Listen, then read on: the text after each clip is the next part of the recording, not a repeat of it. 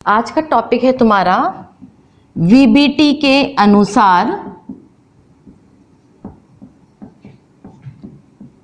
संकुलों का स्थायित्व, stability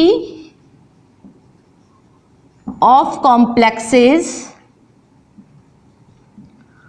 according to valence bond theory. किसी भी कॉम्प्लेक्स की स्टेबिलिटी का कारण वीबीटी ने दो के अनुसार समझा। फर्स्ट नियम जो दिया उसको बोलते हैं अपन इंग्लिश में electroneutrality principle. Second is pi bonding और बैक बॉन्डिंग,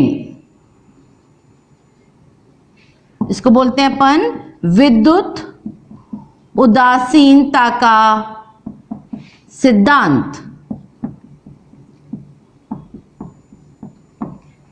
यह है तुम्हारा पाई बंधन या पश बंधन, back bonding. First we detail it by electroneutrality principle. First is क्या कंसीडर कर रहे हैं हम? इलेक्ट्रोन्यूट्रलिटी प्रिंसिपल। किसे बोलते हैं? विद्युत उदासीनता का नियम। जब कोई लीगेंड मेटल को इलेक्ट्रॉन पेयर देता है तो इस मेटल पर नेगेटिव चार्ज इकट्ठा हो जाता है। यदि किसी मेटल पर नेगेटिव चार्ज इकट्ठा हो जाएगा तो वो कॉम्प्लेक्स क्या हो जाएगा? अनस्टेबल। पॉलिंग के अनुसार ऐसी कंडीशन कभी भी नहीं आती है। फॉर एग्जाम्पल आयरन H2O का 6 पॉजिटिव। अब इस आयरन पर इस 6 लिगेंड के कारण इस Fe पर -6 फॉर्मल चार्ज आ जाता है। ये -6 फॉर्मल चार्ज में से +3 तो आयरन की ऑक्सीडेशन स्टेट से क्या हो जाएगा? न्यूट्रलाइज। फिर भी आयरन पर कितना चार्ज रहता है? -3। जब किसी आयरन पर या मेटल पे नेगेटिव चार्ज इकट्ठा हो जाता है तो वो कॉम्प्लेक्स क्या हो जाता है? अनस्टेबल। पॉलिंग के अनुसार ऐसी सिचुएशन नहीं आती है क्योंकि ये नेगेटिव चार्ज अन्य परमाणुओं पर भी फैल जाता है, जिसके कारण कॉम्प्लेक्स या तो क्या हो जाएगा? स्टेबल, या वो क्या हो जाएगा? उदासीन, या वो क्या हो जाएगा? Positively charge. क्या बताया मैंने? इलेक्ट्रोन्यूट्रलिटी प्रिंसिपल। जब कोई लिगेंड अपना इलेक्ट्रॉन पेयर मेटल को देता है, मेटल पे क्या चार्ज आ जाता है? Negative charge. जब किसी मेटल पे नेगेटिव चार्ज हो जाएगा तो वो कॉम्प्लेक्स अनस्टेबल हो जाता है। पॉलिंग के अनुसार ऐसी सिचुएशन कभी भी नहीं आती है। फॉर एग्जाम्पल हमने लिया आयरन H2O का 6 पॉजिटिव। आयरन 6 लिगेंड के साथ कोऑर्डिनेशन नंबर क्या है? 6। तो आयरन पे फॉर्मल चार्ज कितना है? -6।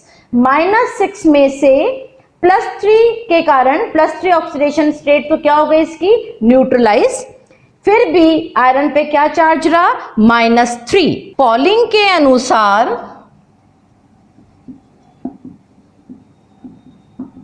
एमोनिया तथा वाटर जैसे लिगेंड के साथ जब कोई संकुल बनता है तो पॉजिटिव चार्ज पूरे हाइड्रोजन परमाणु पर फैल जाता है, जबकि नेगेटिव संकुल में नेगेटिव चार्ज सभी ऋणात्मक परमाणु पर फैल जाते हैं। इससे हम मेटल बॉन्ड की प्रकृति के अनुसार समझा सकते हैं। कोई भी बॉन्ड 100% कोवलेंट नहीं होता है, उसमें कुछ ना कुछ प्रतिशत आयनिक गुण की पाई जाती है। फॉर एग्जाम्पल अपन ने कंसिडर किया FeH2O का 6 3 पॉजिटिव। FeO बॉन्ड 100% कोवलेंट होगा, जब आयरन पे क्या चार्ज रहेगा, 100% होने पर भी आयरन पर -3 फॉर्मल चार्ज रहेगा, तो भी कंपाउंड क्या रहेगा तुम्हारा, अनस्टेबल, अस्थाई। यदि Fe बॉन्ड में 50% कोवलेंट कैरेक्टर, 50% आयनिक कैरेक्टर होंगे, तभी आयरन पर फॉर्मल चार्ज क्या हो जाएगा तुम्हारा, 0, या वो उदासीन हो पाएगा। क्यों उसमें 50% कोवलेंट और 50% आयनिक होंगे, क्योंकि ऑक्सीजन की विद्युत ऋणता ज्यादा है। तो हम किसी भी इलेक्ट्रोन्यूट्रल प्रिंसिपल को किस आधार पर समझा सकते हैं, मेटल बॉन्ड की नेचर के अनुसार। यदि कोई भी मेटल बॉन्ड 100% कोवलेंट नहीं होता है, उसमें कुछ ना कुछ प्रतिशत आयनिक गुण की पाई जाती है। आयरन बॉन्ड 100% कोवलेंट कब होगा, जब होगा तो भी आयरन पर चार्ज क्या रहेगा, -3 फॉर्मल चार्ज, तो भी ये अनस्टेबल ही रहेगा।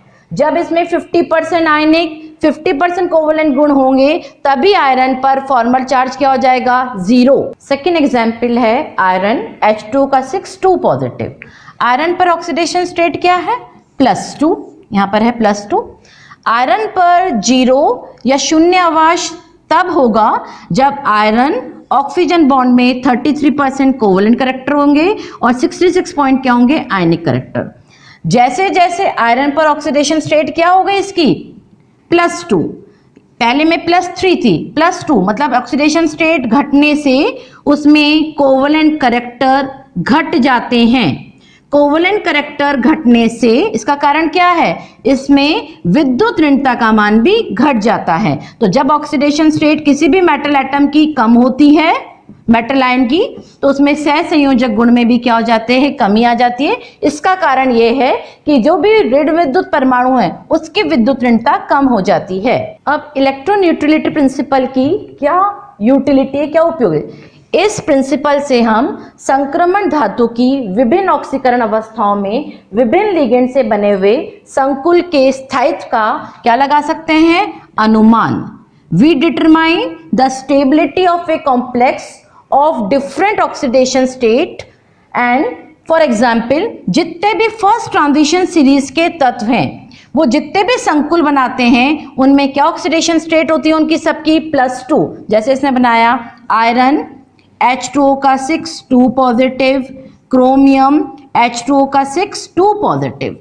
जब उसकी पॉजिटिव ऑक्सीडेशन स्टेट बाहर वाली +2 होती है, तो मेटल ऑक्सीजन बॉन्ड में 1/3 क्या पाए जाते हैं, कोवलेंट कैरेक्टर। कितने पाए जाते हैं, 1/3। 1/3 मतलब कितने पाए जाएंगे, 33.3% तो उसमें होंगे कोवलेंट कैरेक्टर और 66.6% क्या होंगे इसमें, आयनिक कैरेक्टर। तब मेटल पर फॉर्मल चार्ज क्या हो जाएगा, 0। यदि हम एमोनिया लिगेंड से बना हुआ संकुल लेते हैं, तो नाइट्रोजन की विद्युत ऋणता ऑक्सीजन की कंपैरिजन में, विद्युत ऋणता के कंपैरिजन में क्या होती है, कम होती है। इसलिए मेटल नाइट्रोजन में आयनिक गुण क्या हो जाते हैं, आयनिक कैरेक्टर कम हो जाएंगे तथा कोवलेंट कैरेक्टर बढ़ जाते हैं। नाइट्रोजन की विद्युत ऋणता ऑक्सीजन की तुलना में कम होने के कारण मेटल नाइट्रोजन में आयनिक कैरेक्टर क्या हो जाते हैं, कम हो जाते हैं, कोवलेंट कैरेक्टर बढ़ जाते हैं, जिसके कारण मेटल नाइट्रोजन पर यदि 50% कोवलेंट कैरेक्टर हो जाएंगे, तो मेटल नाइट्रोजन पर फॉर्मल चार्ज फिर भी कम नहीं होगा। इसलिए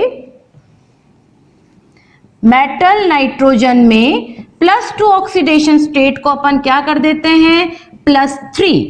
यदि हम इसकी ऑक्सीडेशन स्टेट बढ़ा देंगे तो क्या होगा, इस पे जो फॉर्मल चार्ज होगा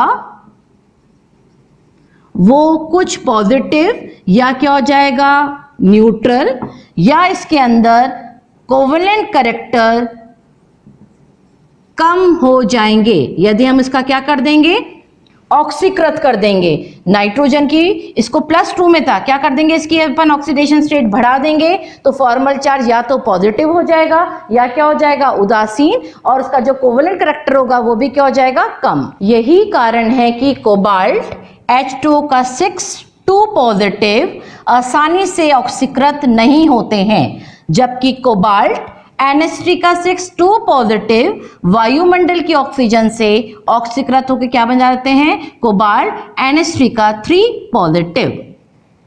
ये था तुम्हारा विद्युत उदासीनता का नियम। सेकंड मैंने लिखा था तुम्हारा बैक बॉन्डिंग, दूसरा नाम उसका पाई बॉन्डिंग। जब लिगेंड मेटल को इलेक्ट्रॉन पेयर डोनेट करता है तो इस मेटल पर नेगेटिव चार्ज इकट्ठा हो जाता है। नेगेटिव चार्ज इकट्ठा हो जाएगा तो ये संकुल क्या हो जाएगा तुम्हारा, अनस्टेबल। पॉलिंग ने कहा इस अनस्टेबिलिटी को दूर करने के लिए उसने किस बॉन्डिंग के बारे में बताया, पाई बॉन्डिंग, या पाई बॉन्डिंग का दूसरा नाम बैक बॉन्डिंग। सबसे पहले बैक बॉन्डिंग किन कॉम्प्लेक्सेस में पाई जाती है, जिन मेटल की ऑक्सीडेशन स्टेट कम या क्या होती है, 0। फॉर एग्जाम्पल NiCO4, इस कॉम्प्लेक्स में निकेल की ऑक्सीडेशन स्टेट 0 है। फर्स्ट, लिगेंड के लोन पेयर ऑफ इलेक्ट्रॉन यदि वो मेटल को देंगे तो क्या बनेगा, लिगेंड कौन सा इसका, कार्बन मोनोऑक्साइड देंगे तो कौन से बॉन्ड का निर्माण होगा, सिग्मा बॉन्ड का। यदि लिगेंड मेटल के साथ उप सहसंयोजक बंध बनाता है तो कौन सा बॉन्ड बनता है, सिग्मा बॉन्ड। इस सिग्मा बॉन्ड के कारण इस मेटल पर क्या इकट्ठा हो जाएगा, नेगेटिव चार्ज। इस नेगेटिव चार्ज को कम करने के लिए क्या होगा, मेटल का भरा हुआ डी कक्षक, लिगेंड मतलब C, पाई एंटीबॉन्डिंग के साथ समपार्श्विक अतिव्यापन करके कौन सा बॉन्ड बनाता है, पाई बॉन्ड। पाई बॉन्ड का दूसरा नाम है बैक बॉन्डिंग। बैक बॉन्डिंग में फर्स्ट पॉइंट क्या है, फर्स्ट CO ग्रुप अपने loan pair of electron metal को देकर क्या बना लेते हैं, उप सहसंयोजक सिग्मा बॉन्ड, जिससे मेटल पर या धातु पर नेगेटिव चार्ज इकट्ठा हो जाता है और किस बॉन्ड का निर्माण होता है, this is called as sigma bond. The lone pair of electron of CO group is donated to the metal atom to form sigma bond, so the metal can acquire negative charge. क्या बनाया ma'am ने, C≡O nickel. इसने अपना lone pair इसको दिया तो इसके बीच में कौन सा बॉन्ड लग गया, सिग्मा बॉन्ड। इस सिग्मा बॉन्ड के कारण इस मेटल पर क्या चार्ज हो गया, नेगेटिव चार्ज इकट्ठा हो गया। नेगेटिव चार्ज को खत्म करने के लिए मेटल का भरा हुआ डी कक्षक कार्बन के एंटी बॉन्डिंग p ऑर्बिटल के साथ क्या करता है, ओवरलैपिंग, और कौन सा बॉन्ड बनता है, पाई बॉन्ड। इस पाई बॉन्ड का दूसरा नाम है back bonding. There is overlapping between the filled d orbital and empty antibonding p orbital of ligand to form pi bond और बैक बॉन्डिंग, निकेल और कार्बन। अब क्या हुआ, यहां पर ट्रिपल बॉन्ड था, यहां पर तुम देख रहे हो। जब इसने निकेल का कौन सा कक्षक लिया अपन ने, भरा हुआ डी कक्षक, और कार्बन का क्या लिया अपन ने, विपरीत बंधी p कक्षक, दोनों में अतिव्यापन हुआ। विच bond is form, pi bond. Pi bond का दूसरा नाम बैक बॉन्डिंग। इस कारण जो यहां पर ट्रिपल बॉन्ड था वो यहां पर किस में चेंज हो गया, डबल बॉन्ड में, और निकेल और कार्बन के बीच में क्या पाया गया, सिंगल बॉन्ड से क्या बन गया वो, डबल बॉन्ड। अब हम ऑर्बिटल डायग्राम से इसको कैसे समझ सकते हैं। फर्स्ट मैम ने लिया निकेल का भरा हुआ डी कक्षक, फिर dxy ऑर्बिटल ऑफ निकेल, भरा हुआ dxy निकेल का भरा हुआ dxy कक्षक। लिगेंड क्या लिया है अपन ने, carbonyl, C triple bond O। इसके बाद लोन पेयर होते हैं, इसका अपन ने क्या लिया, MTP एंटी बॉन्डिंग कक्षक।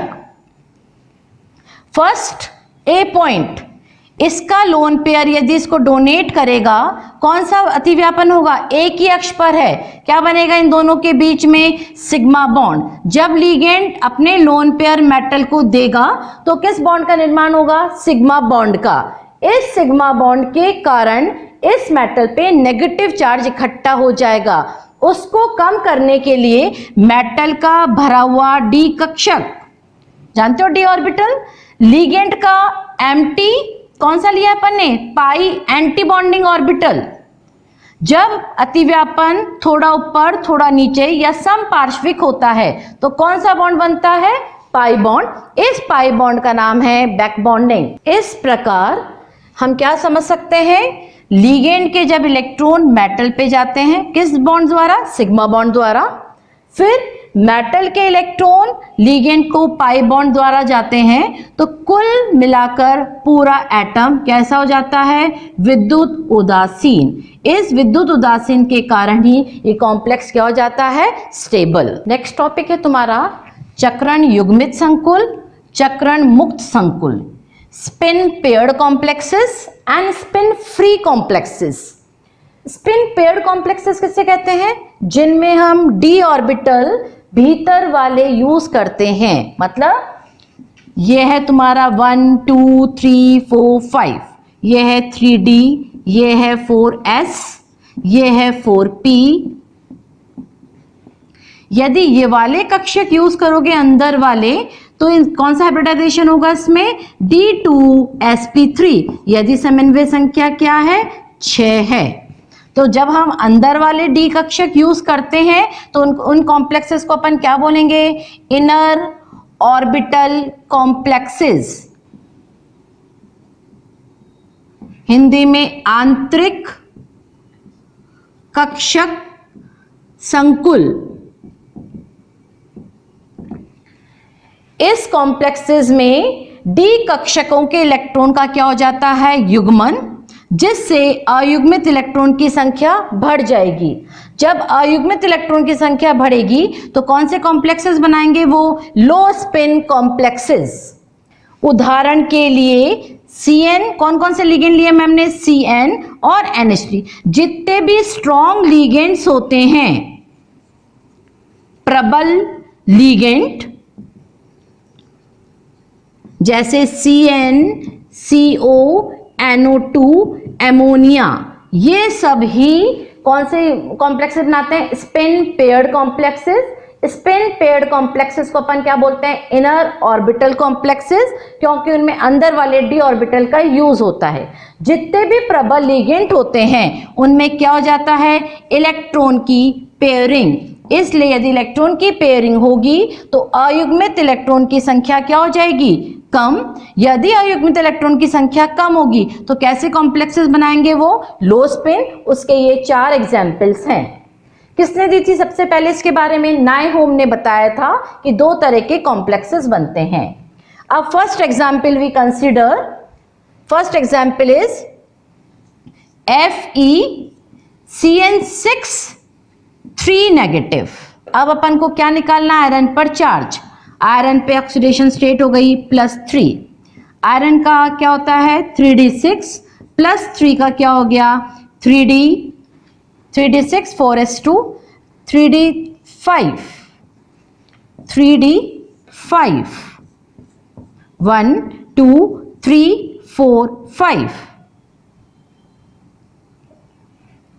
यह है तुम्हारा 3d, यह है तुम्हारा 4s, यह है तुम्हारा 4p। अब ये साइनाइड कैसा लिगेंड है, स्ट्रॉन्ग लिगेंड है। क्या हो जाएगी इसमें, इलेक्ट्रॉन की पेयरिंग 1 2 3 4 5 2 d ऑर्बिटल, 1 s और 3 p।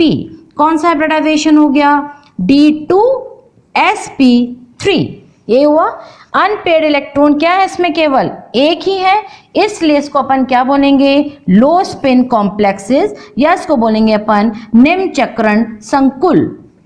जितने भी स्ट्रॉन्ग लिगेंड्स होते हैं वो ही स्पिन पेयर्ड कॉम्प्लेक्सेस बनाते हैं। एक एग्जांपल मैंने क्या लिया? FeCN6 3 नेगेटिव, आयरन पे चार्ज क्या आ गया? +3 का क्या हो गया? 3d5। यदि साइनाइड स्ट्रॉन्ग लिगेंड है तो इसकी क्या हो जाएगी? इलेक्ट्रॉन की पेयरिंग। पेयरिंग होने पर कितने कक्षक खाली चाहिए उसको? 6। d2 अंदर वाले d कक्षक यूज हो रहे हैं, इसको अपन क्या बोलेंगे? Inner orbital complexes. एक ही अनपेयर्ड इलेक्ट्रॉन है इसलिए इसको बोलेंगे अपन लो स्पिन कॉम्प्लेक्सेस।